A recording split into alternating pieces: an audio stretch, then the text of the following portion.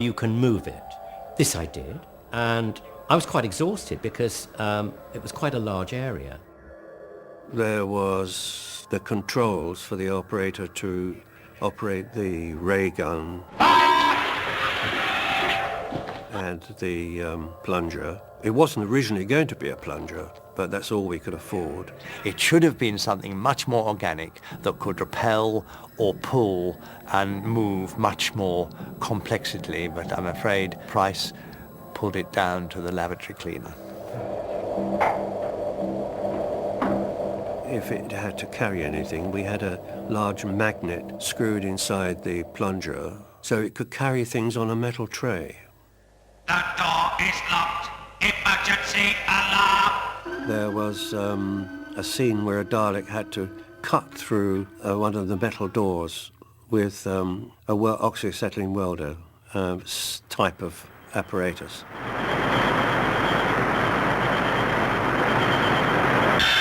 It is nearly completed. And this was devised up by Shorecraft Models.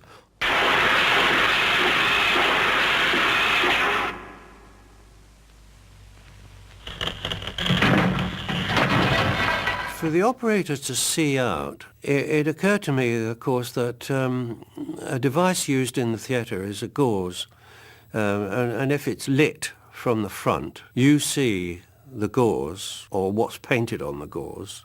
For a person behind the gauze, they can see through it. And there was a cheap system run off a battery where the operator could, with a little switch, flick the switch and flash the lights to indicate that the Dalek was speaking.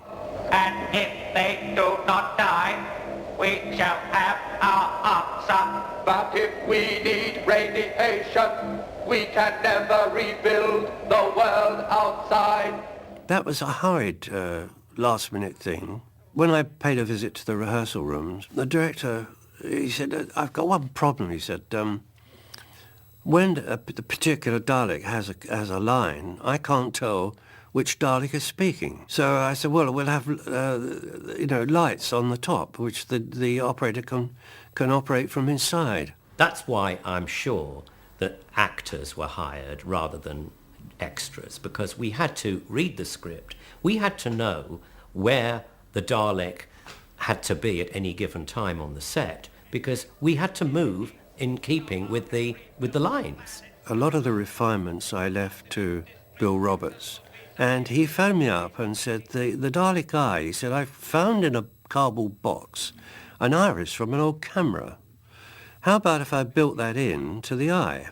Because the lapse of time, the relaxation of sleep, the provision of food, all these things will give them a false sense of security. The early Dalek operators are cast because of their size and their muscular ability.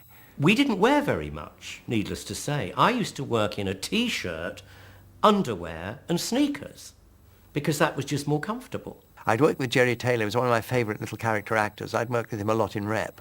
And he was a natural as far as I was concerned, not because he was particularly strong, but he was agile, and because he would respond very quickly.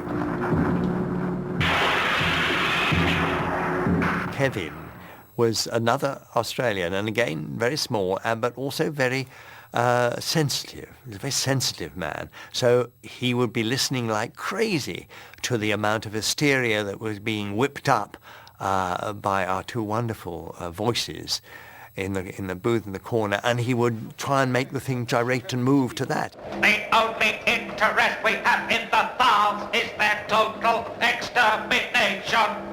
I think it was maybe just to keep the momentum of a scene going and hold the viewer's interest rather than the Dalek looking like a piece of scenery. It was a matter of trying to coordinate, listen, coordinate, and work out what the thing was looking like when you were inside it. Very difficult thing to do. I wouldn't like to do it.